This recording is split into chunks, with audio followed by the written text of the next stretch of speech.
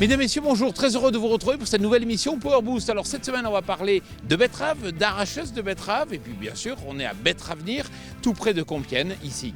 Alors on va parler de belles machines, d'innovation. Vous allez voir, c'est du lourd, c'est du costaud, c'est du puissant, mais attention, vu les prix actuellement, vaut mieux ne pas s'enflammer. Sans plus tarder, le sommaire de cette nouvelle émission Power Boost.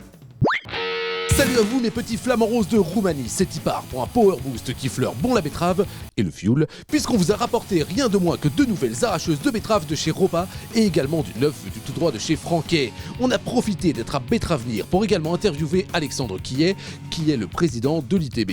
Ce jeu de mots était absolument pourrave. Mais bon, on n'est pas resté les bras croisés chez Betteravenir, on est allé voir sur le terrain ce que valait le shred-lèche de chez Classe et on vous a également concocté un sujet pour expliquer pourquoi les stocks de tracteurs augmentent. Un peu comme notre nombre d'abonnés YouTube, alors si ce n'est pas encore fait, abonne-toi lapin, on a des cookies. Bref, ça va encore envoyer le pâté, je lance le top départ pour ce nouvel épisode de Power Boost et... Enjoy.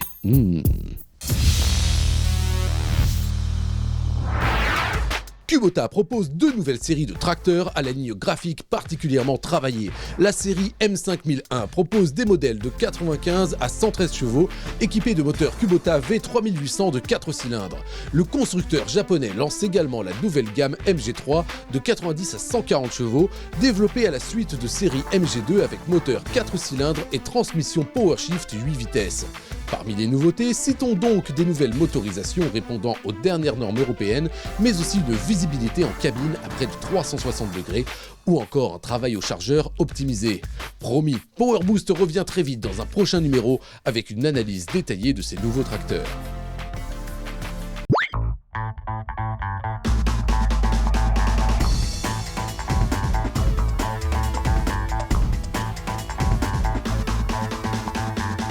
Et pour bien commencer l'émission, du nouveau, et justement du nouveau, il y en avait chez Ropa. Jean-Marc Pouchin, bonjour. Oui, bonjour. Oui, chez Ropa, il y a beaucoup de nouveaux. La Tiger 6 avant tout, que l'on a derrière nous.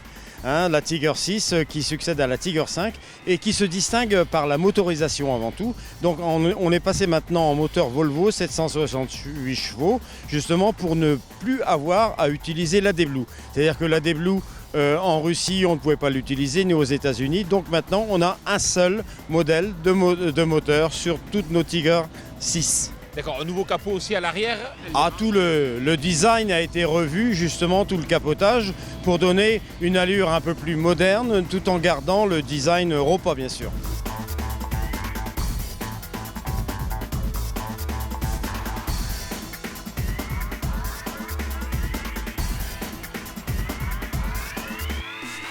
Et puis bien sûr, il y avait aussi la nouvelle Panthère. À la Panthère 2, également, nous passons en moteur 768 chevaux, avec 16 litres 12 de cylindrée.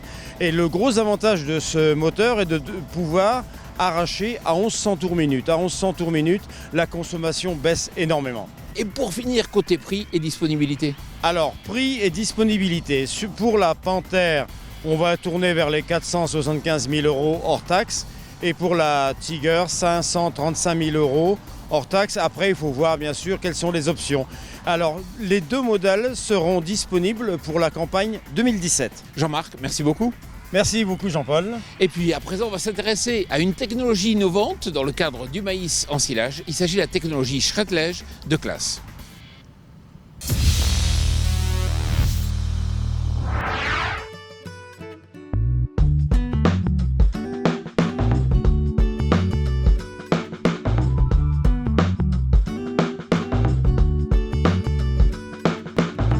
Laurent Goguet, bonjour.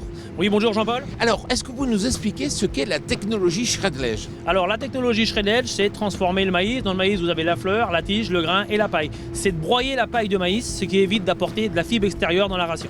D'accord. Est-ce qu'il y a des contraintes particulières à l'utilisation ? Oui, il y a des protocoles obligatoires du shred-lèche. Il faut un taux de matière sèche entre 32 et 37% de matière sèche.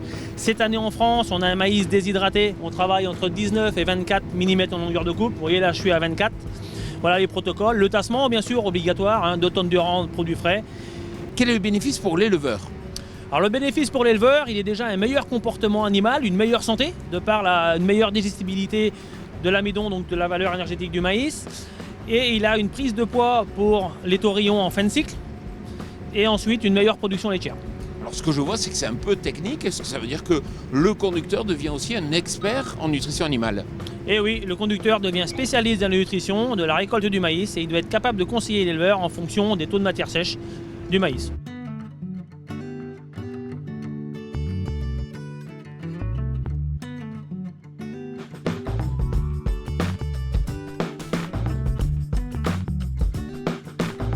Alors Laurent, beau boulot, mais est-ce que c'est disponible aujourd'hui sur toutes les ensileuses? Et oui, on a une bonne nouvelle, le constructeur a décidé aujourd'hui de fabriquer le shreddage sur 2 enveloppes différentes pour répondre à toute la gamme Jaguar. Bon, alors maintenant on va aller au stylo. Et bon, on est parti.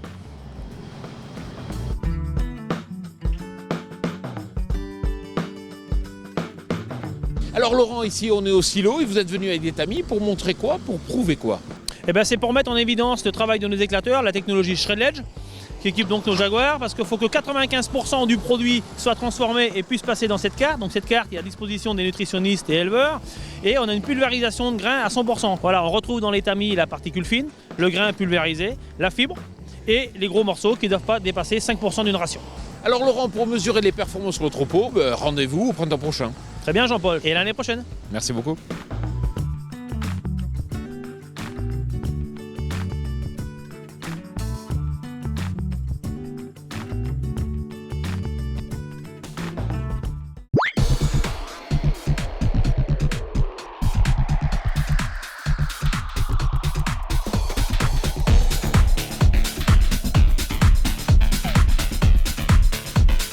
Vous savez, dans l'émission Power Boost, on aime bien tout ce qui est révolution et justement, c'est Franquet qui amène une révolution. Alors c'est vrai que vous réinventez quelque part avec un concept d'arracheuse et feuilleuse à l'avant, ce qui permet de mettre les racines entre les roues, de ne pas les écraser, d'avoir des tracteurs à pneus larges et d'avoir des tracteurs parfaitement polyvalents. Exactement, donc c'est vrai que nous, on a créé cette machine-là l'année dernière avec l'objectif de garder la polyvalence du tracteur. Mais avant tout, chez Franquet, ça fait 70 ans qu'on fait de la betterave. Ça fait une dizaine, quinzaine d'années que nos bâtis n'avaient pas tellement évolué. Et même si on retient le fait qu'on arrache et on effeuille à l'avant, la vraie révolution, c'est d'avoir retravaillé de A à Z notre machine, de l'effeuilleuse, les scalpeurs et le bâti arracheur pour concevoir ce nouveau chantier.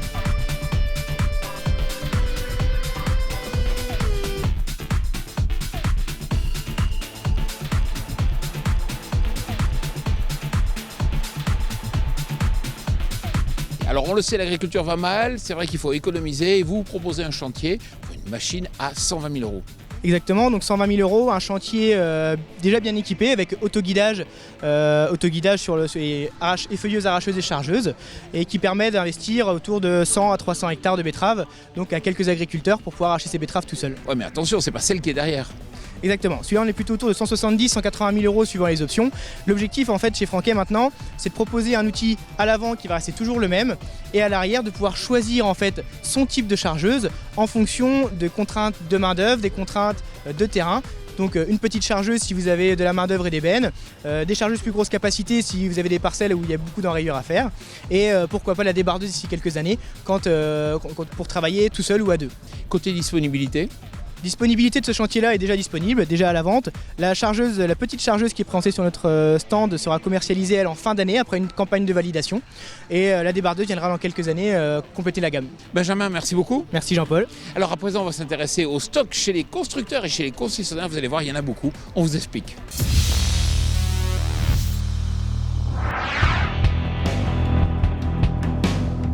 On l'a vu, le monde du machinisme souffre de la crise agricole et les commandes de matériel reculent.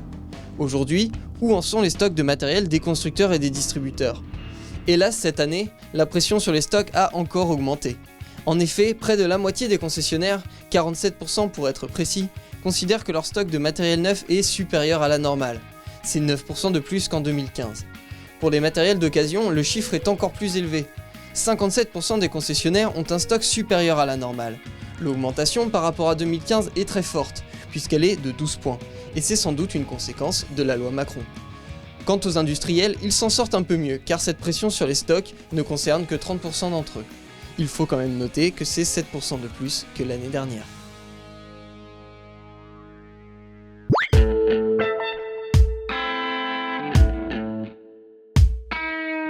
Alexandre Riquier, bonjour. Bonjour Jean-Paul. Alors vous êtes producteur de betteraves et puis aussi vous êtes président de l'ITB et c'est au titre de président de l'ITB que je m'adresse à vous. Aujourd'hui, comment s'annonce cette récolte? Malheureusement mauvaise. L'année 2016 est absolument épouvantable, elle a été catastrophique pour beaucoup de cultures. On espérait tous que la betterave s'en sortirait mieux. Finalement, on va faire une mauvaise année, sans doute la plus mauvaise depuis 10 ans. Et en matière de richesse? Les betteraves sont petites. Ça, c'est dû à deux choses. Trop d'eau au printemps, elles n'ont pas pivoté, elles ne sont pas descendues profondes. Et puis quand la sécheresse est arrivée, elles n'ont pas pu aller chercher l'eau en profondeur, elles sont restées petites. Ça, c'est la sécheresse de cet été. Et la deuxième chose, c'est la richesse. On espérait tous, comme après chaque été sec, avoir beaucoup de richesse. On est très déçus. Pour une raison simple, c'est que l'azote s'est mis à minéraliser au mois d'août-septembre, beaucoup trop tard par rapport au mois de mai-juin habituel, ce qui fait qu'on a fait des feuilles, mais on n'a pas fait de richesse. Donc on va avoir une campagne qui va se terminer aux environs de 84 tonnes à 16, c'est le plus mauvais rendement depuis 10 ans. Alors on le sait, 2016 a été catastrophique. Aujourd'hui, il faut maîtriser ses charges. On le voit, malheureusement, beaucoup d'exploitations donc sont suréquipées. Qu'est-ce que vous conseillez, vous, à l'ITB ? Pour les betteraviers, ce que je pourrais dire, c'est qu'on se préoccupe à l'ITB, bien sûr, du coût de production de la betterave et en particulier de la mécanisation qui représente un poste très important. Au niveau investissement, chaque agriculteur a son propre choix à faire. Est-ce qu'il prend l'entrepreneur parce qu'il n'a pas de personnel sur la ferme ou lui n'est pas libre, il fait une double activité? Est-ce qu'au contraire, il a envie d'être maître d'œuvre de son investissement et de son travail? Moi, c'est ce que j'aimerais bien pouvoir conseiller à tous les agriculteurs, mais chaque cas est différent. Alors, ce qu'il faut dire à propos des investissements en betterave, c'est que nos constructeurs, je les intègre dans la filière, ont bien compris le message parce que nous sommes allés les voir. Et quel est l'objectif? Abaisser le coût de production. Eh bien, vous avez deux choses. Soit vous augmentez le nombre d'hectares, c'est le diviseur, soit vous abaissez le coût.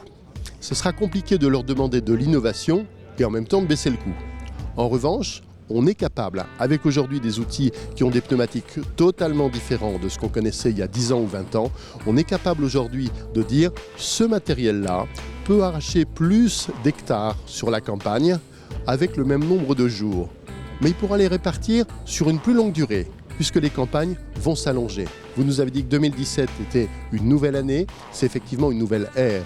La fin des quotas ne dit pas la fin des contrats. Nous ferons des betteraves en 2017, nous allons même augmenter de 15 à 20%.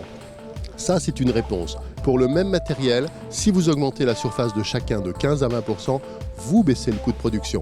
Ça, c'est un des objectifs. Il y en a beaucoup d'autres, mais il faudrait y répondre plus longuement. Alexandre Quier, merci beaucoup. Merci Jean-Paul.